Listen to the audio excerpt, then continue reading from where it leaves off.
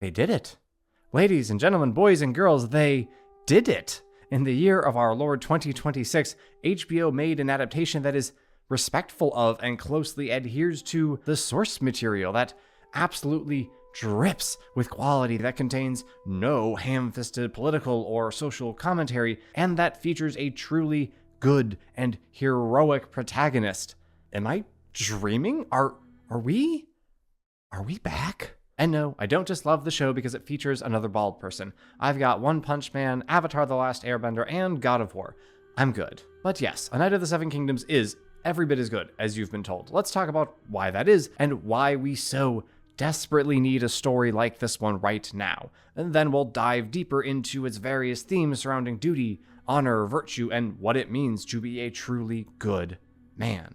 As I said, Seven Kingdoms has quality oozing from its every pore. The costumes are perfect, from the finery of the Targaryens to the simple clothing worn by our protagonist and other common folk. I never thought much of the skill involved in costuming a crowd of poor people, but then I watched the Obi-Wan Kenobi show and realized, oh, yeah, you really can mess that up. They get it right here. No one sticks out, all the costumes look lived in, it's perfect. Same goes for set design and the general look of the show. Nothing about this screams cheap or soundstage. It all looks wonderfully real. It did not at all surprise me to find out it was filmed in Northern Ireland. Between this and Andor, which was shot in Scotland, I'm convinced any movie or show that includes large amounts of greenery absolutely needs to be filmed in that part of the world. Or New Zealand, obviously. And it helps to have a relatively low need for CGI. When there are no lasers, spaceships, or flying dragons, yep, sorry, not in this particular show, that frees you to spend money making everything else look good. Most importantly, though, the writing is stellar. All the other knights are in their pavilions by now, staring up at the silk instead of sky. The dialogue is smart and treats the audience as if they are smart, for which I am so very grateful. If anyone explains their plan to me using a prop ever again, I might sell my television. But the writing could hardly be anything but good, considering this season was adapted directly and faithfully from George R.R. Martin's novella, The Hedge Knight. And whatever you might think of Martin, you cannot deny he is a talented writer. You must think me a fool. All men are fools. All men are knights. Directly and faithfully adapted. It is so rare these days to find an adaptation that actually respects the original creator's vision of the world and characters. Studios want to make products, not stories, products, based on established IPs because those are safety blankets for executives, but the writers they hire are rarely satisfied with translating someone else's work to a new medium, so they have to make it their own. Take, for example, Rings of Power, live-action Avatar: The Last Airbender, both of them, albeit to differing degrees, that atrocious Resident Evil show, and 3 other titles that probably popped up in your head the moment I said, make it their own. I picked up a copy of The Knight of the Seven Kingdoms to verify this loyalty for myself, and yeah, most of the lines of dialogue spoken in the show are lifted straight from these pages. HBO did a fantastic job adapting this story to the screen. Books can get away with more exposition than shows can because they have to, as they don't include visuals, and I imagine it would be easy to just have someone say what the author said, which does happen on occasion, but it is done so cleverly and unobtrusively, like when Egg tells you about the Targaryen king's sons by singing a little ditty about them. Damon was the bastard, so they kicked his bastard. Grass is green in summer. That song is not found in the book verbatim, but it conveyed information the author is able to more naturally tell the reader, doing so in a way perfect for the screen. I appreciated the detail that they cover up the curse words in what is apparently a children's rhyme. There is, of course, as this is an HBO show, a great deal of cursing in Seven Kingdoms, which is one of the few things that bothered me. I don't so much mind the language itself as the fact that it just doesn't fit. No one drops a single F-bomb in the novella, but it appears to be everyone's favorite word in the show. I would have no complaints about this if our setting were West Baltimore and our characters cops, longshoremen, and drug dealers, or if we were following US Marines as they battle their way across island after island, because The Wire and The Pacific are realistic shows, and that is how those people talked. It's weird to me that these medieval fantasy characters have the same favorite word for adding emphasis in any imaginable scenario. HBO gonna HBO, I guess. But for that change, and some original scenes that I thought did a fair to excellent job adding to the world and the characters, this is one of the most faithful adaptations I have ever watched. I mean, they even cast Tenzel based on her description as olive-skinned, where practically everyone else in the show is white as white can be. Try finding that in modern fantasy shows. Colorblind casting drives me nuts because that's just not how skin works. People who hail from the same geographical region will generally look the same, and if they don't, that explanation could very well be an interesting part of your world building, but instead, shows like Rings of Power just make Linden look like modern-day Los Angeles and call it a day. I find it way more fascinating to wonder, why does Tenzel have darker skin than everyone else, and then find out it's because she's from Dorne, a desert region at the southern tip of Westeros that is loosely based off of Moorish Spain. One of the many criticisms leveled at modern filmmaking, quite fairly, I have found, is that it insists on characters looking different, then turns around and makes them all sound pretty much the same. Often this manifests in just about every single one of them being some measure of edgy, self-deprecating, flippant, quippy, and dismissive. Essentials only, everyone. That's essential. Not so here.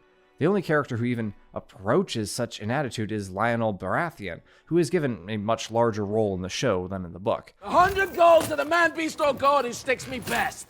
But it works for him, in part because no one else shares his indifferent airs, his hedonistic approach to life being countered by the more serious bent given to the other characters, and in part because this attitude of his is clearly shown to be, at least in part, a facade and a defense mechanism, which dismissiveness and flippancy always are. The writers here just happen to know that they are, and so they serve to deepen the character rather than detract from it. As for the rest of the cast, they're all excellent in their own right. Each character has a unique voice, their own traits and quirks, and each approaches life differently. By character voice, I don't mean that the timbre of their voices are different, of course they are, but rather that they have unique patterns of speaking. As an author, you want to write characters so the reader can tell who is talking even without dialogue tags. When Dunk says something, I should be able to tell that it is him who said it, even if nowhere on the page does it say Dunk said, and even if there are several other participants in the conversation.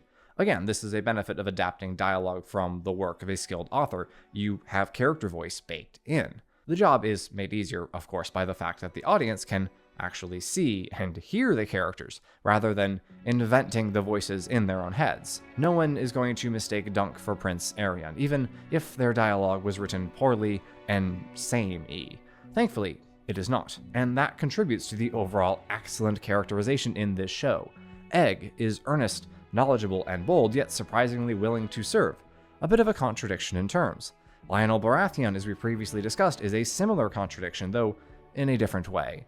The Targaryen princes appear to be more straightforward. Baelor is an honest and honorable man. His brother Maekar is harsh and haughty, but not without a sense of genuine nobility. Arion, Maekar's second son, is a genuine dillweed. And our hero Dunk, of course, is just about the most sincere, honorable, and good-hearted man as one could hope to find. I mean to be a champion here. I cannot tell you how badly we need a story and a hero like this right now.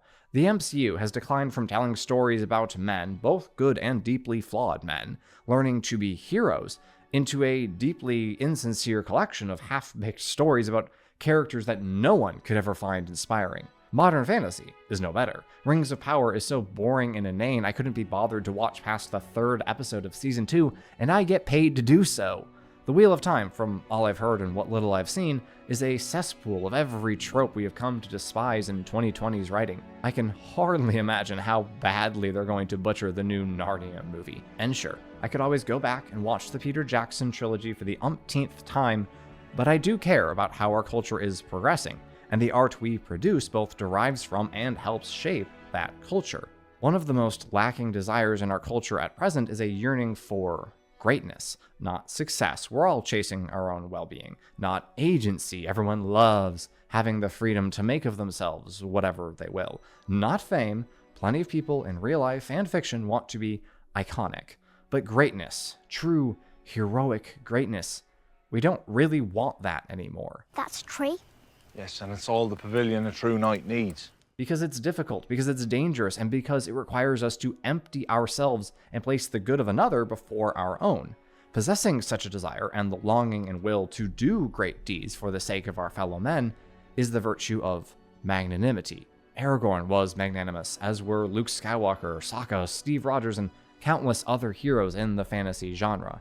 Now, you can add Dunk's name to the list. And yes, I know the novella is more than a decade old, but the fact that they chose now to adapt it means a great deal. We need a show that is sincere, that presents a protagonist desiring to be and do good, and that is fully supportive of his noble intentions. I know one of the main thematic complaints leveled against George R.R. Martin's writing is that his world is too dim, too morally gray, and I haven't yet watched or read enough of Game of Thrones or A Song of Ice and Fire to make that determination for myself, but A Knight of the Seven Kingdoms shows that Martin absolutely understood proper moral complexity, at least to an extent. In this show, good and evil are clear. A knight protects the innocent against all who would harm them.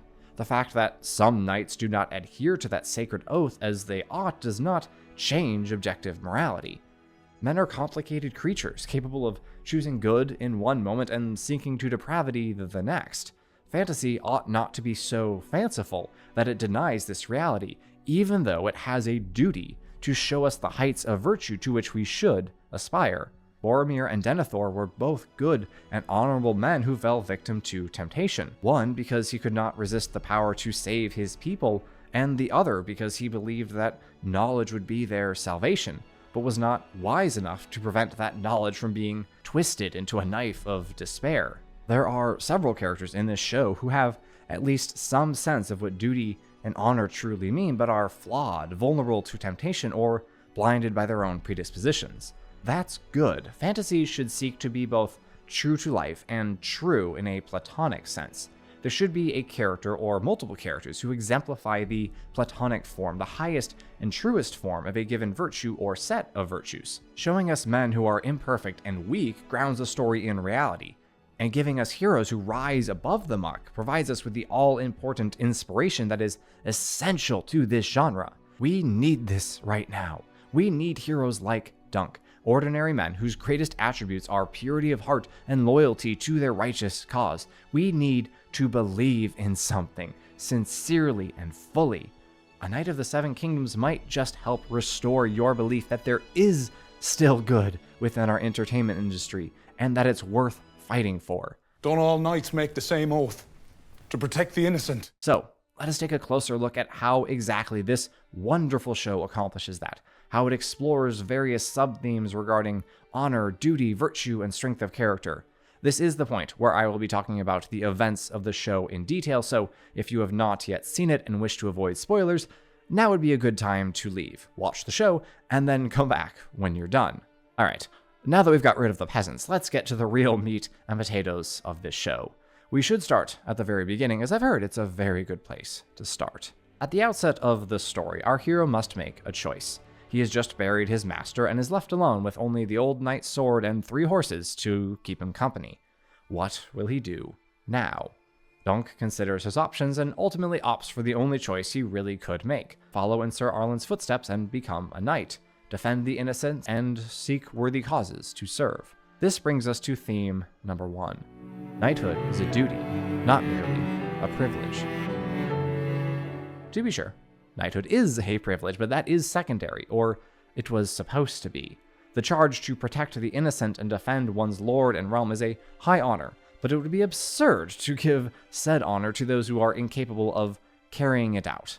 Any knight can make a knight, we are told. Well, why then did Sir Arlen not make a living bestowing the privilege of knighthood on anyone who asked for it and had a few coppers to spare?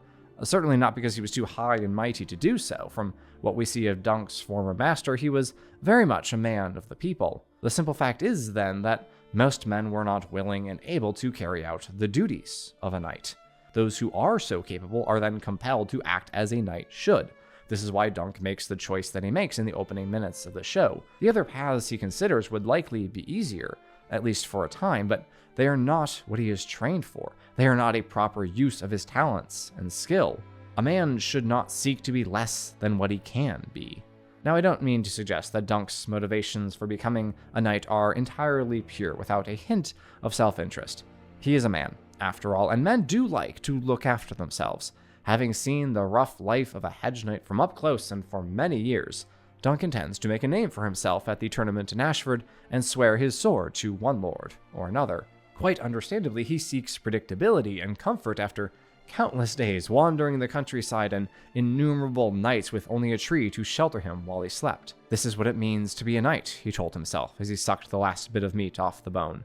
Good food, an ale whenever I want it, and no one to clout me in the head. I think it's fair to say that Dunk does not, at the outset, fully understand or exemplify theme number 1. He has internalized it to an extent, but definitely still has some growing to do. His arc is largely external as he learns to navigate this world of lords and princes, but I appreciate that there is a bit of internal character growth that needs to happen, that he needs to live the life of a knight to understand what it truly means to be one.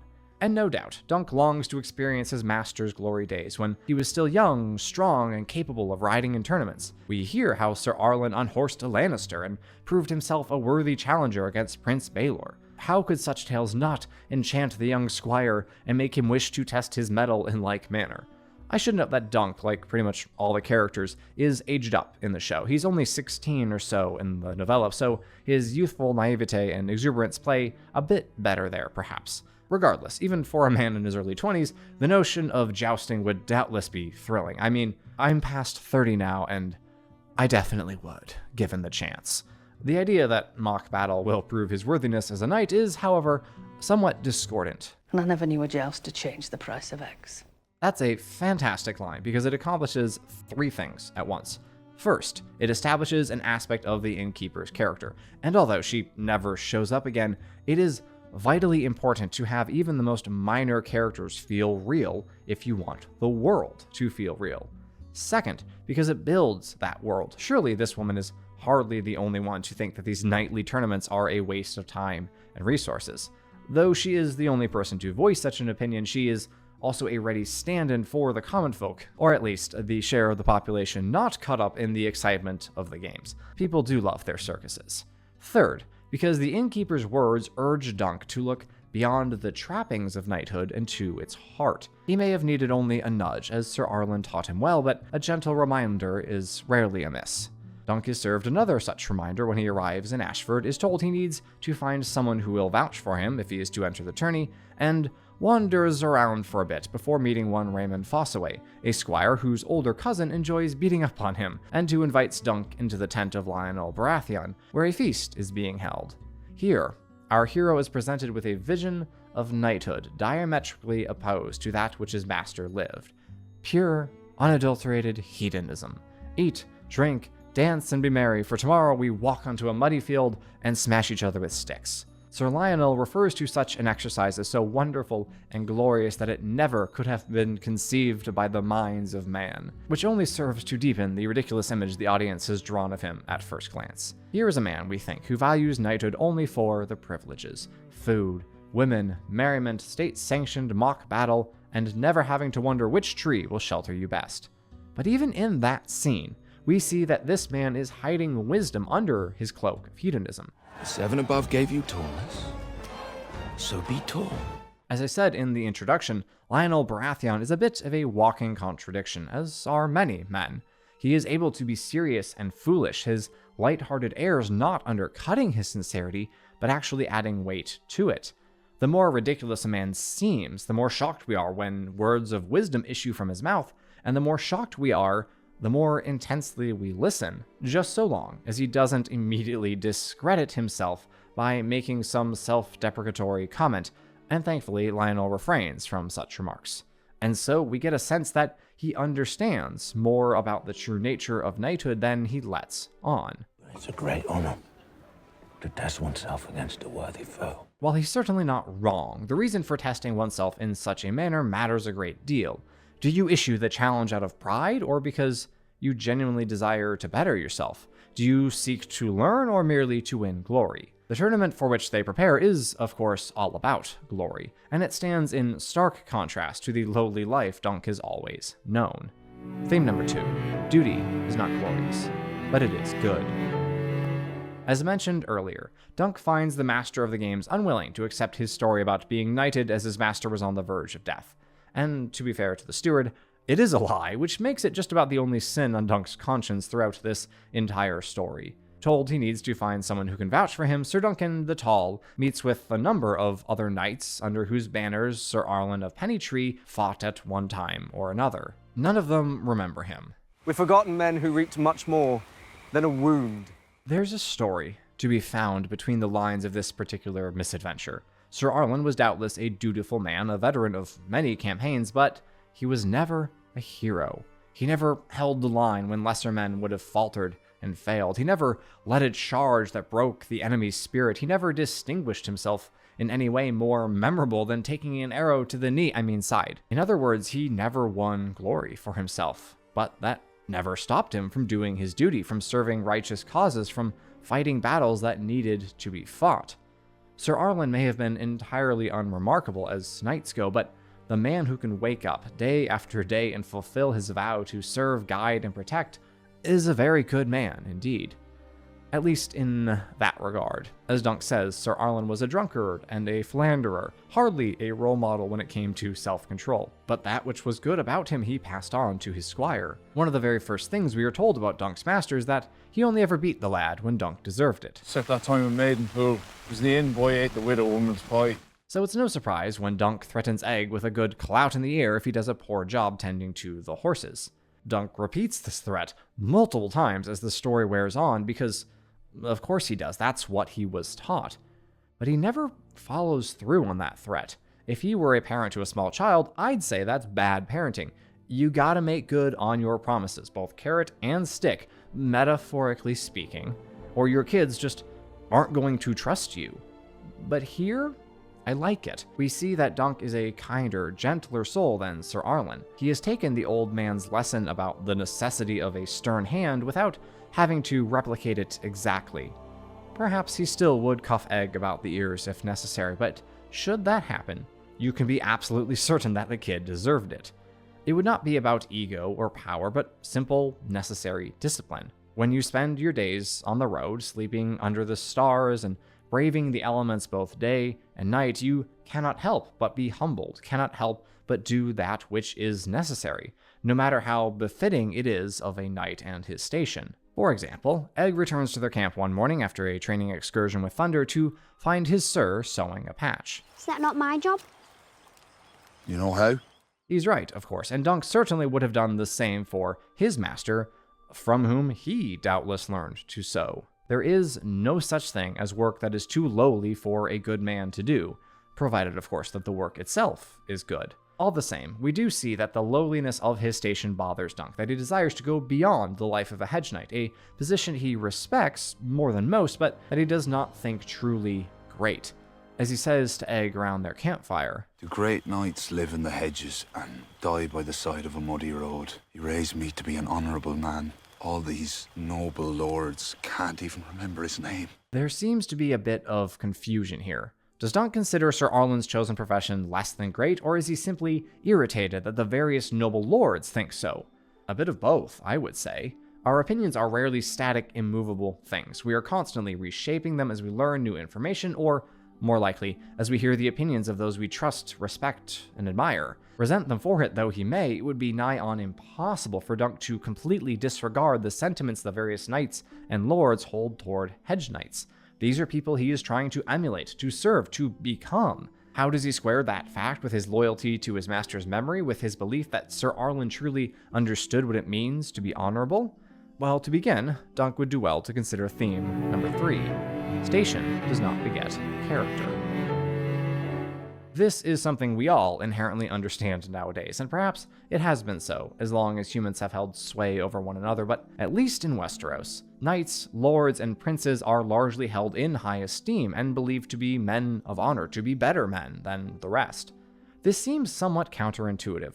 Why would men who have not earned their positions of power, but were merely born into them, command more respect and love than those who were fairly elected to those positions, as is the case in most of our societies in the real world? Honestly, I think it makes perfect sense. For one, you have beliefs about the blood of the dragon, the divine right to rule, as it were, that ascribes the character of a powerful man not to his own benefit, but to that of the supernatural entity that gave him his seat. But for another, because those who are given power in our modern democratic world are people who actively seek power, and that is generally the last type of person you want to put in a position of leadership. Perhaps a man born into authority, if he possesses the proper humility and sense of duty, will seek to earn the power granted him, not by telling the populace what they think they want to hear, but by becoming a man worthy of wielding such power.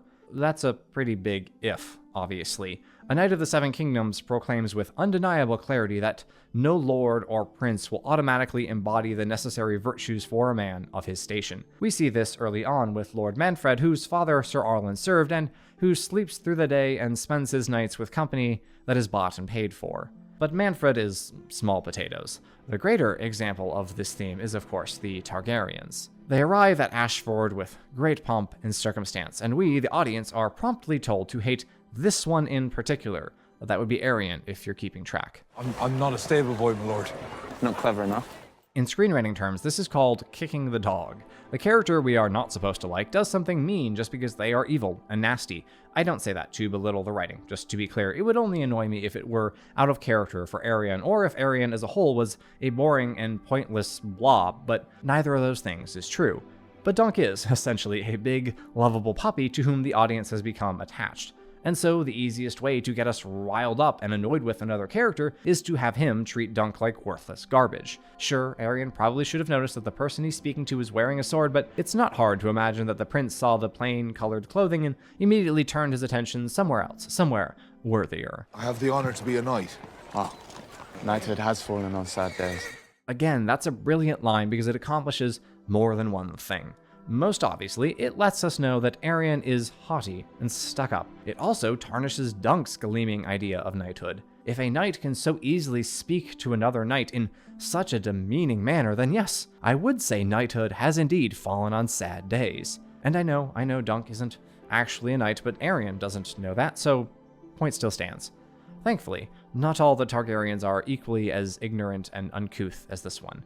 I appreciated that they run the gamut of virtue and vice, each man or boy, as Aerion is supposed to be about 16 and his younger brother only 8, having his own unique strengths and weaknesses within the realm of honor and integrity. There's Prince Maekar, Aerion's father, who is not a wholly bad sort, though he is bitter, impatient, and short-tempered. Very well, sir. You are grateful. Now fuck off. He seems to have some sense of righteousness, and at the very least he values loyalty and believes it is a prince's duty to be a capable warrior and not disgrace himself through his conduct. His sons, however, do not quite live up to their father's standards. Unlike Maekar, who led men into battle against his rebellious uncle some 20-odd years before the events of this show, Aerion and the rest have not known hardship, and so are rather soft by comparison, their skill at arms lacking and their discipline and self-control even more so. Daeron, the eldest, is a perpetual drunk who would rather sleep in a pool of spilled wine mixed with his own saliva than enter the jousting arena. But even he is not entirely hopeless and useless. He at least knows that he is a disgrace and a failure. As he says regarding his honor, Whoever has it can keep it so far as I'm concerned. Sure, it's a terrible thing to be constantly staring at the bottom of an empty wine glass, but at least Daeron has not compounded his failings with the sin of pride, which is a vice that blinds men to everything but their own desires. He is well aware of his family's failings. In a scene late in the show, he tells Dunk that Aerion was quite the glad child once, and insinuates that Egg will, in time, grow up to be like Aerion, or himself, or take some other monstrous form should he continue to be raised by House Targaryen. Daeron would prefer not to see that happen, which is a sign of a man who is good at heart, or at least not totally depraved. Those who are thoroughly wicked wish ill on others because they would see everyone in the world share in their misery. Daeron, for all his many failings and faults, is not so malicious. But Aerion, well, I said a moment ago that he was given a kick-the-dog moment when he insults Dunk, but then Martin doubled down on that concept by having him stick a lance through the neck of his opponent's horse in his first joust. Why? For one thing, because his father was out searching for the missing Daeron and Aegon instead of watching the tournament, so Aerion thought he'd get away with it. And for another, because he's not especially skilled at riding and fighting and would rather risk losing because he cheated than be forced to yield and admit another knight bested him. In other words, on top of being vain, prideful, and cruel, Aerion is a coward. There is pretty much nothing redeeming about him, and it works in this story because 1, not all the antagonists are as equally depraved, so he stands out, and 2, there are counterbalances in the form of Dunk and of Aeryn's uncle, Prince Baelor. The heir to the Iron Throne is, ironically, the humblest, kindest, and gentlest of all the Targaryens by a wide margin. When Dunk stumbles into Lord Ashford's throne room as they are discussing the lost princes, Baelor is the one to calmly welcome Dunk and ask him to discuss what he came to discuss. We are the intruders here, brother. Come closer, sir. Baelor is the man who finally remembers Sir Arlen of Pennytree, merely because the Hedge Knight proved a mildly formidable opponent in a joust some 9 years ago. Do not think ill of your old master, but it was 4 lances only, I fear. So it is Baelor who vouches for Sir Duncan the Tall, and by whose grace our hero is able to enter the lists and obtain his chance of becoming a champion. The prince seems to be an example of the concept I mentioned earlier, how a man born into power and authority makes himself rise to the occasion, feeling compelled to earn the seat that was his by birth. He is the type of man that inspires Dunk's belief that knights are inherently honorable, a belief that makes the Hedge Knight reluctant to accept that Aeryn could have intentionally and maliciously driven his lance through the neck of Sir Humphrey's horse. No one else, namely Egg and Raymond Fossaway, has any trouble believing so, and while you might roll your eyes at Dunk for his naivete, there is absolutely good to be found in his wide-eyed innocence. It tells us that he genuinely believes in all that knighthood stands for, that breaking the knightly code is unthinkable to him. As good as it may be to see clearly how the world is, that must never stop a man from seeing how it could and ought to be. Doubtless, Sir Arlen was far warier of knights and lords than his squire was, and is. In the novella, Dunk recalls him saying, "A hedge knight is the truest kind of knight, Dunk. Other knights serve the lords who keep them, or from whom they hold their lands, but we serve where we will, for men whose causes we believe in. Every knight swears to protect the weak and innocent, but we keep the vow best, I think." Considering his master's philosophy, it actually makes even more sense that Dunk can hardly believe a knight would act so dishonorably. Sure, he was told of knights who fight for less noble causes, but he never had to serve alongside them. Sir Arlen always placed him in the midst of good men serving good masters with good intentions. Even so, Dunk certainly learned from a young age that being a knight was no easy task, that wearing sword and shield did not ensure a man's character, and that he had to use them well if he were to truly merit his title. Theme number 4, honor is earned, not granted. I said in the introduction that the show added some scenes to the story that, as a whole, enriched the world and characters. One such scene occurs when the master of the games, at the behest of Lord Ashford's lightened pockets, asks a favor of our hero. Will Dunk agree to challenge Sir Andrew Ashford? The Lord's son would be heavily favored in that tilt, and so... The lucky few who backed such an unlikely winner would find their pockets full. As the steward points out, this would give Dunk everything he wanted. He would win a victory in a tournament, enrich himself, be named a champion if only for an hour or so, and win favor with Lord Ashford. It is a wonderfully tempting offer, but Dunk's answer is everything we can and should expect from a man of his integrity. I do not want a victory that I have not earned. I want you to think about just how little Dunk would be risking if he accepted the steward's offer. Challenging Sir Andrew would not be remotely suspicious, as the other champions are either far more accomplished knights or, in one case, the son of the heir to the Iron Throne. Then, all Dunk would have to do is try his best, which he was going to do anyway. No one would suspect him of having a hand in fixing the match, though perhaps they might wonder at those who happened to bet on him. But he says no. Because if he says yes, he risks losing himself. He would corrupt, if only a little, his vision of knighthood, and once begun, that erosion might very well be impossible to stop. There are no shortcuts to virtue, no quick wins when it comes to being a just and honorable man.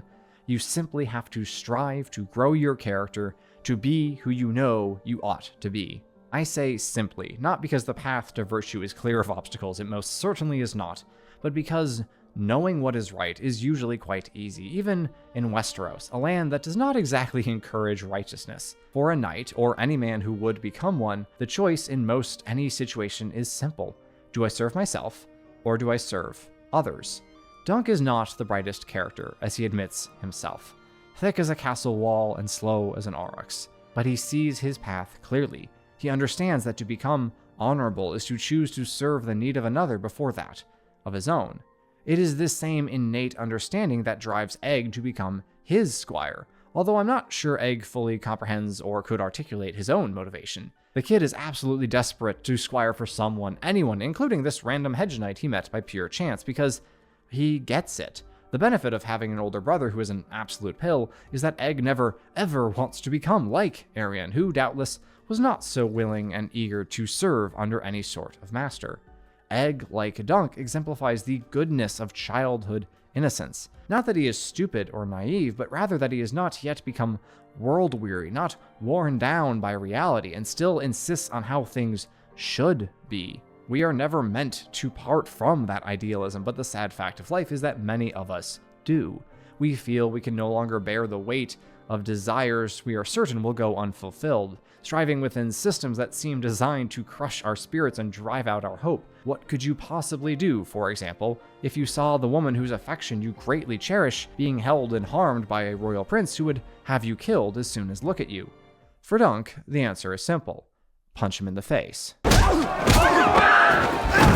This little spat began because the puppeteers put on a show where a brave knight slays a dragon, which just so happens to be the symbol of House Targaryen, and Arian does not take lightly to even a fictional depiction of the beast with which he so closely identifies being killed. Dunk is spared from having his teeth knocked out right then and there by the shocking reveal that Egg is the youngest Targaryen, and is further spared from judgment by the only other good man in that family, who suggests that he exercise his right to trial by combat with his accuser. Now, Baylor advises this course of action because he thinks it Dunk's best option, the only way he will escape with hand and foot intact after having struck the blood of the dragon with both. How good a knight are you? Truly. But thematically, trial by combat serves another purpose. In modern parlance, it forces Arian to put his money where his mouth is. You want to demand a man's blood because he stopped you from further torturing a helpless girl? Fine. Come and take it. Defend the honor that you claim was marred by this lowly hedge knight. As we have come to expect from him, Arian takes the cowardly path, demanding a trial of 7, himself and 6 other knights against Dunk and his chosen 6. This poses a significant dilemma for our hero, as he has made precious few friends ever, certainly none in the last 2 days whom he could ask to put their lives on the line by fighting against the royal house. Should he fail to bring 7 men to the trial, he would be immediately declared guilty of his accused crimes. So he considers fleeing and living the life of an outlaw, but only for a moment. Better to die a knight than live like that. Would you die for your honor, for your good name, for what you stand for and believe in? If not, why seek honor? Why build a name for yourself? Why stand for or believe in anything? There must be something that a man would give his life for, or that life is worth precious little indeed. Thankfully for Dunk's sake, there do seem to be knights at that tournament who understand this. The first is Sir Stephen Fossaway, whose hatred for the Targaryens has been well established, and who, in the novella, led his men to the puppeteer's tent, seemingly ready to intervene had Dunk not gotten there first. Others share his dislike for the dragon household, including Lionel Baratheon, who took a break from drinking and dancing to wreak havoc in a muddy field. I was about to miss a chance to bloody up the King's Guard in their pretty white gowns.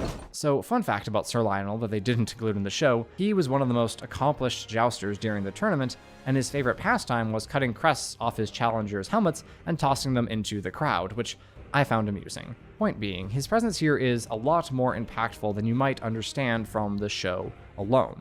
The dude means business. However, just when things were looking up, there is a betrayal. Sir Stephen accepts the bride of lordship and switches sides, leaving Dunk with only 4 allies, 5 after Raymond Fossaway is knighted. In the name of the warrior, I charge you to be brave. That moment is one of the purest examples of this theme. Raymond has precious little to gain and everything to lose by siding with Sir Duncan here. Not only would he, a squire, be fighting against the Targaryens and the Kingsguard, he would also have to face his older cousin, who we have already established is a far superior warrior. But honor is earned, not granted. If you do not stand and fight when the cause is worthy, then you are no knight. This is the message Dunk imparts to the watching lords as he finds his side 1 man short, and himself moments away from being declared guilty and losing a hand and foot, all because Sir Stephen pulled a Benedict Arnold. Who will stand and fight with me? Okay, I've gushed a lot about this show, especially about its sincerity, how it isn't afraid to show simple ideals as aspirational of rare quality these days. So I really did not appreciate it when they had the brute of Bracken rise dramatically as if he was about to join Sir Duncan's side, only to pass wind and cause the onlookers to break into raucous laughter. And I don't just say that because it's not what happens in the book, but here's what happens in the book. Dunk reined up before Sir Otho Bracken, lowering his voice. Sir Otho, all know you for a great champion. Join us, I beg you, and in the name of the old gods and the new, my cause is just. That may be, said the brute of Bracken, who had at least the grace to reply, but it is your cause, not mine. I know you not, boy. Is that not better? I like it better. It fits with the overall tone of the show much better than a fart joke, if you ask me. Going from Dunk's impassioned speech to flatulence and back to seriousness is tonal whiplash, but at least this is one of the very few times a Knight of the Seven Kingdoms does anything like that, so it does not do too much to take away from Dunk's final, desperate call for aid. And the no true knight among you! Dunk has been a rather reserved man throughout this show. Earnest and even passionate, yes, but never forceful and dramatic. Until now. Even when he threw aside Arian's guards and punched the prince in the face, he did so with relatively quiet determination. This is a young man who has been told throughout his entire life that he is slow and stupid, and thus that his words aren't worth much. To stand in front of a host of lords and knights whose company he did not feel worthy to join earlier in the tourney, and denouncing them as cowards, as oathbreakers, as false, is an act of immeasurable courage. But he could hardly do otherwise. His duty demanded it, as another's duty demands he take his place among the defenders. I will take Sir Duncan's side! What I love about this moment, aside from the obvious swell of emotion, is that Baylor isn't responding to Dunk's impassioned plea. He probably heard none of it, aside from those last words, as he would have been getting into his armor and riding to the jousting grounds. His mind was made up well before now. Baylor had no way of knowing Sir Duncan would need one more sword, though he may have counted on his own presence bringing other knights to their side should they be needed. Ultimately, Baylor saw an innocent man in need and chose to obey the vow he made so many years before. This man attacked my son. This man protected the innocent, as every true knight must. Theme number 5. Being a good man is simple, actually. Again, by simple, I do not mean easy. The man who strives to live a life of virtue will be presented with countless challenges, difficulties, and obstacles. The righteous road is oft described as the straight and narrow. Staying on such a track is simple, just keep moving forward. But its narrow nature means that any slip will cause you to stumble off of it. And if you do, you can find it again easily enough. The road leads upward. You can't miss it. This is why stories like A Knight of the Seven Kingdoms are so relevant and so necessary for us in the real world of the 21st century. We live in a world that asks us to pass judgment on the actions of strangers who live thousands of miles away from us and whose story we will only ever hear through entirely unreliable sources. Tell the world to shove it. We do not need to tell everyone who will listen our opinion on events that we did not witness and cannot possibly influence. In most cases, it would be wise for us to not even form a strong opinion on such events. What should, what must concern us are those things that happen right in front of us.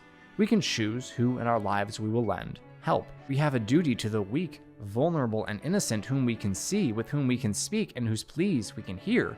Yes, this story takes place in simpler times when there was no Twitter, no 24-hour news cycle, so men could not help but be mostly concerned with their immediate surroundings, but the vast majority of us do not have to partake in the utterly complicated conflicts in our modern world, from celebrity scandals to war in the Middle East. We can choose to be good men. We can choose to be simple men. Not stupid, not naive, not blind to the problems of the world, but focused, idealistic, and present. Were there greater problems within the Seven Kingdoms when Prince Baylor took the field at Ashford? Undoubtedly, but Sir Duncan's cause was the issue at hand. And Baylor had a simple choice: take the side of righteousness, or do nothing and let evil prevail. We can imitate his choice. You don't have to be powerful. You don't have to be a master at any trade or craft. You don't have to be highly intelligent or special in any way. You just have to have a good heart. I know that sounds trite, but that's really all Dunk has, and it's why we love him so much. He isn't especially skilled or smart. He just cares about knighthood, about honor, about the weak and innocent, about the vow no one had him take, but he took all the same. Our hero did not reach this point alone, however. The largest addition this show makes to the story arrives after Dunk is knocked off his horse almost immediately when the Trial of Seven begins. Like I said, he is not what you would call a masterful warrior. We then flash back to Dunk's childhood in Fleabottom, which is exactly how the name sounds. I thought this sequence worked fairly well, helping flesh out Dunk's character a bit more, but mostly I appreciated how it introduced Sir Arlen, who rescues young Dunk when he and his friend are accosted and assaulted by two City Watch who are drunk on their own minuscule power. Despite the fact that the Hedge Knight was, and remains, flush with drink, Dunk chooses to follow him. Whatever the man's faults, he protected the weak and innocent against those who saw vulnerability as something to be exploited rather than defended. In the novella, when Dunk is on his way to the battlegrounds, he sees the massed audience of commoners and lets himself think ill of them. So many have come to see me die, thought Dunk bitterly, but he wronged them. A few steps farther on, a woman called out, "Good fortune to you." An old man stepped up to take his hand and said, "May the gods give you strength, sir." Then a begging brother in a tattered brown robe said a blessing on his sword, and a maid kissed his cheek. "They are for me." "Why?" he asked Pate. "What am I to them?" "A knight who remembered his vows," the smith said. That single exemplary moment outside the tavern in Fleabottom over a decade ago was enough to instill in Dunk the courage to imitate what he witnessed, no matter the odds or the consequences. Protect the weak. Defend the innocent. If he dies living out that oath, so be it. This is fantasy. This is what fantasy is supposed to be. The genre is largely defined by a pseudo-medieval setting mixed with magic, mythology, or dragons, but it only reaches its highest and truest form when it includes what J.R.R. Tolkien called the eucatastrophe, the sudden joyous turn, a sudden and miraculous grace, never to be counted on to return. Get up, sir! Get up! Dunk's rising from the bloody mud cannot be explained. He was violently unhorsed by a war lance that drove straight through his shield and mail. One eye is swollen shut after his helm received a blow from Aerian's Morning Star, and his armor only partially rebuffed multiple stabs from the Targaryen prince's sword and knife. But he gets up, inexplicably, miraculously. Dunk then proceeds to pummel Aerian into submission. It isn't pretty, but of course it isn't. Our hero cannot beat the villain at his own game. Where Aerian is stylish, Dunk is straightforward. Where Aerian is quick, Dunk is methodical. It's a great fight scene, one where Dunk's victory feels earned as opposed to contrived, because, for one thing, Aerian has been established as a disappointment in the arena, and for another, because Dunk wins using his natural assets and advantages, in addition to whatever supernatural aid may have lifted him off the ground. Turns out, defeating a prince in combat is simple, actually. Just punch him until he gives up. I'm into a right accusation. And that is that. Dunk is a free man again. No one will doubt he has earned his knighthood now. But what is his first action upon becoming free? He pledges his sword to Prince Baelor. I am your man. Because Prince Baelor is a knight who remembered his vow. Show good men loyalty, and they will be loyal to you. Fight for them, and they will fight for you. Love them, and they will love you. And someone has to start. You will never know who is worthy of your loyalty and love unless those are gifts you give freely. Not rashly, not imprudently, not so freely that you become a doormat or a yes man, but freely enough to show others the way, to encourage good men to do the same in return. That is not why you do it, of course. Prince Baelor did not side with Sir Duncan because he wanted the Hedge Knight to swear fealty to him. He did it because he swore an oath, because he believed in that oath, because he refused to abandon his promise, though it cost him his life. No, Your Grace. Can it really be that simple? Can you just be a good man because being a good man is worthwhile, even if the world around you ignores or discourages virtue? Yes. Yes, you can. And the best part is, anyone can do so. Theme number 6. A good man can come from anywhere. Knowing what is honorable, what is just, what is good, and what is evil is not exclusive to the rich, the powerful, or those of noble birth. Dunk came from nothing. He grew up in a place where thievery was all but required for survival, where those with authority wielded it like a club. And yet, he became a man who would not even accept an unearned victory, who vowed to use what little power he had to defend those with even less. Prince Baelor was born into a royal household and could have become as prideful, as selfish, and as dastardly as any man could possibly be, with precious few men capable of ever hoping to temper him. Instead, he chose humility, chivalry, and duty. Perhaps the only dishonorable act of Baelor's is his decision to engage the Kingsguard during the Trial of Seven, knowing they will only be allowed to defend themselves, forbidden as they are from harming the blood of the dragon. A fact with which Lionel Baratheon takes umbrage. He risked nothing!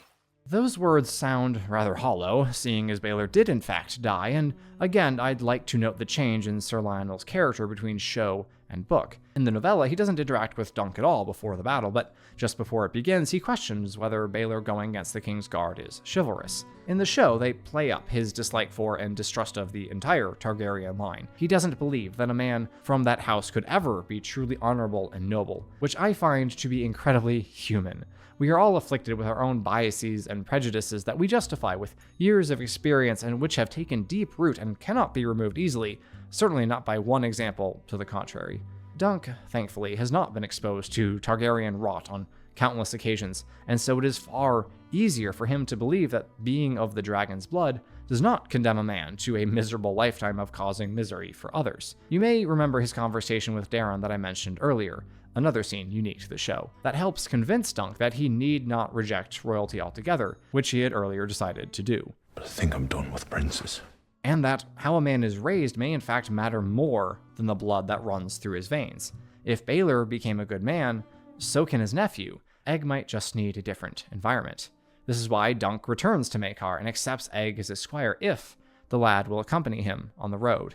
And his response to Maekar's refusal, to the prince's proclamation that his son is not made for sleeping in ditches and eating hard salt beef, is absolute perfection. Daeron never slept in a ditch, I'll wager, Dunk said very quietly. All the beef Arya never ate was taken rare and bloody. If Maekar wants his youngest son, his last chance to raise an honorable heir, to be worthy of succeeding him, he must accept that knighthood is not merely a birthright, but a duty Aegon must learn to fulfill. It will not be glorious or even comfortable, but it will be good. All the trappings of his station, of his house, did nothing to beget character unto his elder sons. That which he wishes Aegon to have, his son must earn. It cannot be given. Yes, it will require a simple life, but that life is like as not to produce good men as any other. Those truths, in the end, convince Prince Maekar. They urge him to send Egg off with Sir Duncan the Tall, with perhaps the only man in the Seven Kingdoms who could help the boy become who he is meant to be. He actually does allow it in the novella. In the subsequent story, Dunk and Egg talk about conditions Maekar placed on his son's squiredom with the Hedge Knight. I'm not really sure why they changed that in the show.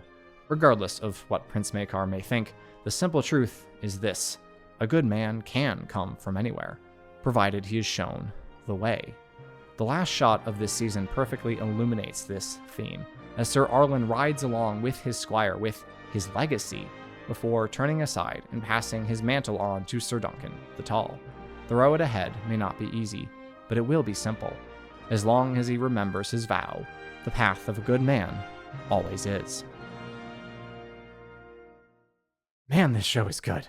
I'm sorry if I skipped your favorite moment. I know there are several lines that I couldn't quite work into this essay, but I loved practically every second of A Knight of the Seven Kingdoms. If you liked this video, you'll probably enjoy my essay about Master and Commander, another genuinely sincere story about duty, honor, and friendship. Thank you for watching, God bless, and I will see you next time.